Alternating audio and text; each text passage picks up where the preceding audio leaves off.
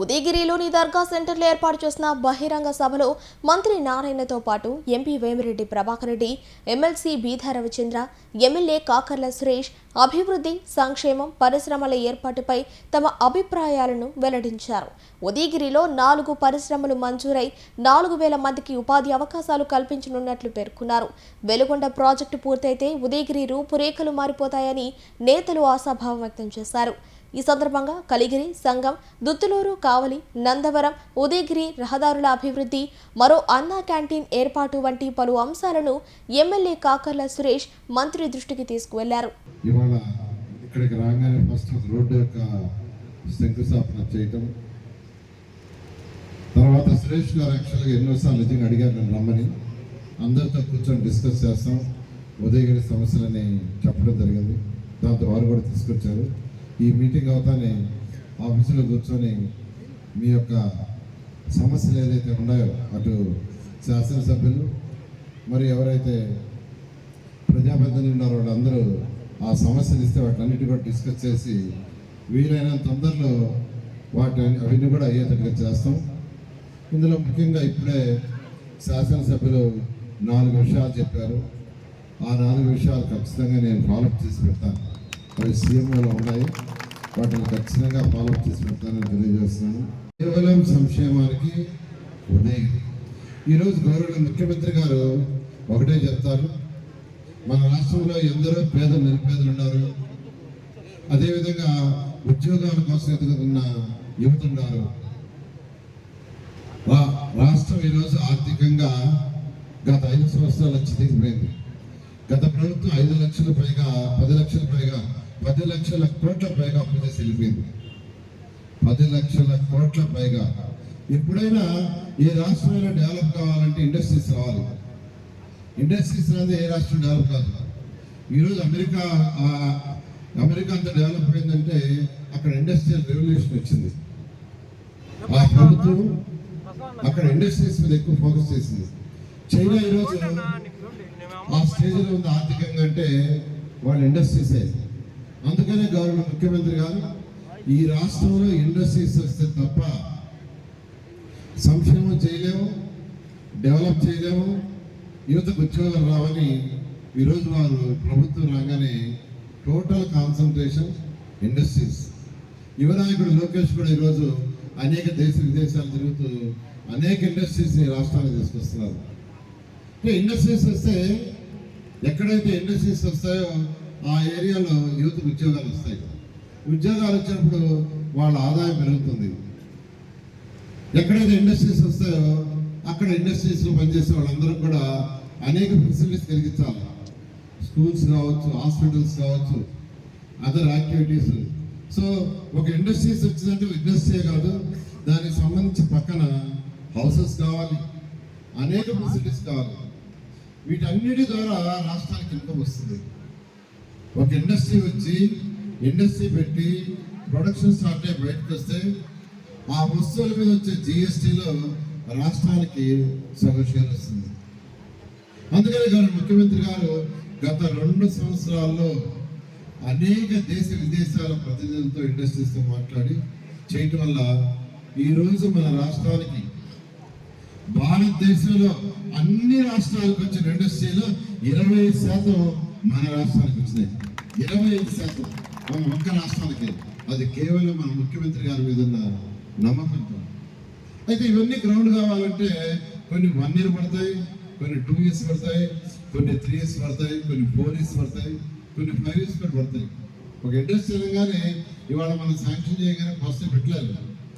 దానికి సంబంధించి వాళ్ళు మిషనరీ కావచ్చు, టెక్నికల్ పీపుల్ కావచ్చు, ఫైనాన్షియల్ ప్లానింగ్ కావచ్చు, టేక్స్ టైం.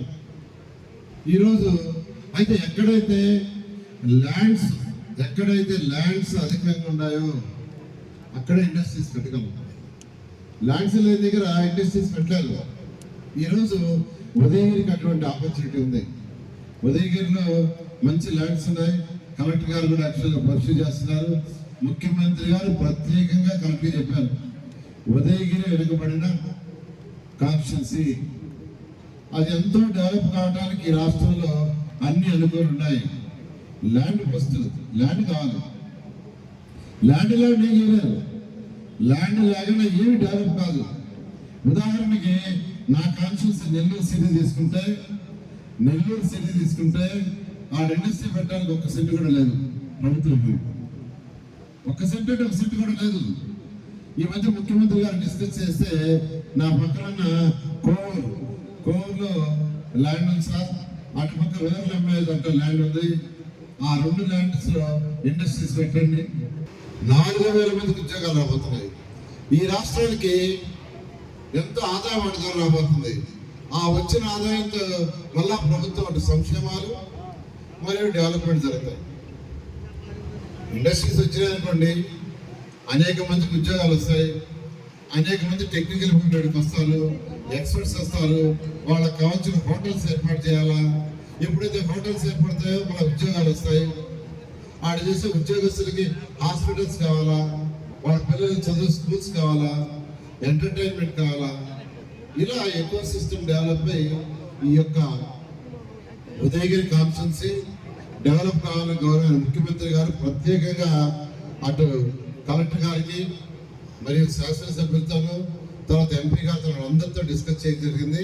ఎంపీ గారిని అయితే మీరు ఢిల్లీలో ఉంటున్నారు, ఎంపీగా మీ గుంపులు ఉపయోగించి అనేక ఇండస్ట్రీస్ తీసుకురండి, ఉదయగిరి కాన్స్టిట్యున్సీని డెవలప్ చేస్తారంటూ అనేక దఫాలు ముఖ్యమంత్రి గారు ఎంపీ గారితో డిస్కస్ చేయడం జరిగింది. ఎమ్మెల్యే గారితో ఖచ్చితంగా నేను ఒకటే చెప్తున్నాను, ఈ యొక్క ఉదయగిరి మండలంకి ఈ 2 సంవత్సరాల్లో 34.64 కోట్లతో అనేక డెవలప్మెంట్ వర్క్స్ టేకప్ చేశారు. వాటిలో మెజారిటీ అని ఇంకా కొన్ని ఉన్నాయి. అవన్నీ కూడా వీలైనంత తొందరలో కంప్లీట్ చేస్తామని తెలియజేస్తూ నేను అందరికి ఒకటే చెప్పేది, అమరావతి రాజధాని కోసం అంటే అక్కడున్న రాజధాని చూసి రావడానికి అక్కడికి పోయినప్పుడల్లా పేదవాళ్ళు ఇల్లు చూశారు. పేదవాళ్ళకి ఇల్లు ఎలా ఉన్నాయి, మనలాగా 4 గోడలు కట్టి స్లాబ్ వేసాయి కాదు, అక్కడ చాలా చక్కగా ఉన్నాయి. నేను గౌరవ ముఖ్యమంత్రి గారికి అప్పుడు వివరించాను, సార్ ఇతర దేశాల్లో డెవలప్ అయిన కంట్రీస్లో పేదలకి ఇలా ఉన్నాయి ఇల్లు, మన రాష్ట్రంలో ఇలా కడుతున్నాం, కట్టిన 2వ సంవత్సరానికి బయలుపోతున్నాయి అని అంటే ఒకటే అన్నారు, ఎంత ఖర్చైనా పర్వాలా ప్రతి మహిళ తన భర్తతో పిల్లలతో ఆనందంగా ఉండేది కట్టాలి అంతే. ఎంత బడ్జెట్ కూడా చెప్పలా. నేను కేంద్రాన్ని సంప్రదించి 7 లక్షల హౌసెస్ తీసుకొచ్చి 38,000 కోట్లు 38,000 అంత అయితే కాదు 38,000 కోట్లు టెండర్లు ఇచ్చి వర్క్ స్టార్ట్ చేస్తే గత ప్రభుత్వం వచ్చి ఆ 7 లక్షల్లో 2,60,000 కుదించేస్తుంది. ఆత్మకూరులో రోడ్ల ప్లేట్ చక్కగా ఉంటాయి. వాటికి రంగులు కూడా తెలుగుదేశం కలర్స్ ఇలా పెద్ద అపార్ట్మెంట్ కట్టంటే వాటి కలర్స్ వేస్తే గత ప్రభుత్వం వచ్చి ఆ రంగులన్నీ మార్చేసింది. మీరంతా చూసుంటారు ఆత్మకూరులో ఆ పోయేటం. ఇలా గత ప్రభుత్వం ఖజానా ఇంత ఇబ్బందులు లేదు, ముఖ్యమంత్రి గారు ఏదైనా ఇచ్చారు. అయితే ఇప్పుడు ఏంటంటే ఖజానా ఖాళీ చేసిపోయారు, 10 లక్షల కోట్లు అప్పు చేసిపోయారు. అప్పులు తీరుస్తూ ఇప్పుడు సంక్షేమం డెవలప్మెంట్ రెండింటినీ ఈరోజు గౌరవ ముఖ్యమంత్రి గారు వారికి ఉన్న అపార అనుభవంతో చేస్తున్నారు. ఖచ్చితంగా వెనుకబడిన ఈ కాన్స్టిట్యున్సీని అటు వేమిరెడ్డి ప్రభాకర్ రెడ్డి గారు ఎంపీ గారు మరియు ఉదయగిరి ఎమ్మెల్యే వారిద్దరి యొక్క దాంతో వాళ్ళు ఏమేమి కావాలి, ఎందుకంటే ప్రజాప్రతినిధులు కాబట్టి మీ సమస్యలు వాళ్ళు చెప్తుంటారు కాబట్టి ఏదైతే ఉన్నాయో వాటిని మా లెవెల్లో అంటే ఇక్కడ కలెక్టర్ లెవెల్లో చేయగలిగితే కలెక్టర్ చేస్తాం, లేదంటే ముఖ్యమంత్రి గారికి తీసుకుని ముఖ్యమంత్రి గారికి చేస్తాం, లేదా శాసనసభలో శాసనాలు చేయాల్సి ఉంటే శాసనసభలో కూడా డిస్కస్ చేసి శాసనం చేసి ఖచ్చితంగా ఈ ఉదయగిరిని అన్ని విధాలు డెవలప్ చేస్తామని తెలియజేస్తూ ఇది పర్యాటక కేంద్రంగా చేయాలని 14-19లో కూడా అనుకున్నారు ఉదయగిరిని. ఎందుకంటే ఇక్కడ అనేక వసతులు ఉన్నాయి. ఇప్పుడు వచ్చేటప్పుడు రోడ్లో కార్లో యాక్చువల్గా నేను ప్రభాకర్ రెడ్డి గారు తర్వాత విజయరామరెడ్డి మేకపాటి చంద్రశేఖర్ అందరూ వస్తుంటే అందరూ అదే డిస్కస్ చేశారు. ముగ్గురు డిస్కస్ చేసింది ఏంటంటే ఇక్కడ మంచి టూరిజం ఉంది, టూరిజం కావాలి, టూరిజం డెవలప్ చేయాలి. ఎందుకంటే కొన్ని కంట్రీస్లో వాటికి ఆదాయం టూరిజమే. సింగపూర్ తీసుకున్నాను అనుకోండి, సింగపూర్లో ఏమీ లేదు. మన విశాఖపట్నం అంతా సింగపూర్ కంట్రీ. మన మున్సిపాలిటీ విశాఖపట్నం కార్పొరేషన్ అది కంట్రీ. మన విశాఖపట్నం మున్సిపల్ కార్పొరేషన్ 680 చదరపు కిలోమీటర్లు, 680. సింగపూర్ కంట్రీ 724 చదరపు కిలోమీటర్లు, దాదాపు అంతే. ఈరోజు ప్రపంచంలో ఆర్థికంగా చాలా స్ట్రాంగ్ కంట్రీ సింగపూర్. దానికి కారణం ఏంటంటే వాళ్ళకి రెండే, పోర్టు, టూరిజం. సింగపూర్లో ఉండేది ఏంటంటే వాళ్ళకి వ్యవసాయం లేదు. వ్యవసాయం చేయాలంటే ఒక్క ఎకరా కూడా ఉండదు. వాళ్ళకున్న ఆదాయం ఒకటే పోర్ట్. వాళ్ళకు ఒక పోర్ట్ ఉంది. పోర్ట్ వల్ల సంవత్సరానికి 48,000 కోట్ల ఆదాయం వస్తుంది. మొన్న పోయి నేను డిస్కస్ చేసి వచ్చా. తర్వాత టూరిజం, మేజర్ ఇన్కమ్ టూరిజం. కాబట్టి ముఖ్యమంత్రి గారు టూరిజం డెవలప్ చేయమన్నారు. ఇప్పుడు మొన్న మీ యొక్క శాసనసభ్యులు మళ్ళా ఇచ్చారు. ఖచ్చితంగా దీన్ని కేంద్రానికి పంపించి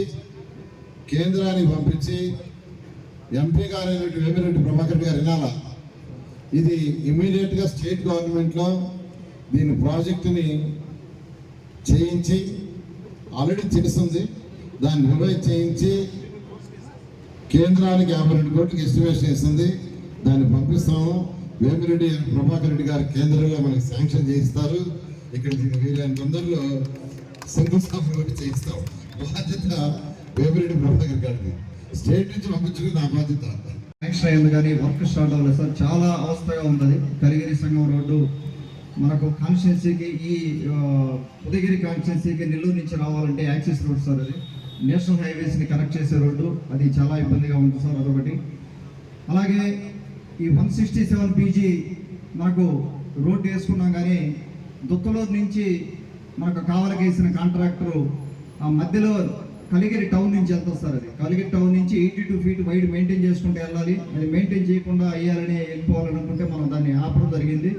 వారు అక్కడ కాంపన్సేషన్ కొన్ని షాప్స్ వైడనింగ్ చేసుకొని కాంపన్సేషన్ కూడా రెడీ చేస్తున్నారు సార్. అది ఆ కాంపన్సేషన్ పెండింగ్ ఉంది. అదొకటి హెల్ప్ కావాలి సార్. అది అయితే నేషనల్ హైవే కంప్లీట్ అయిపోతుంది సార్.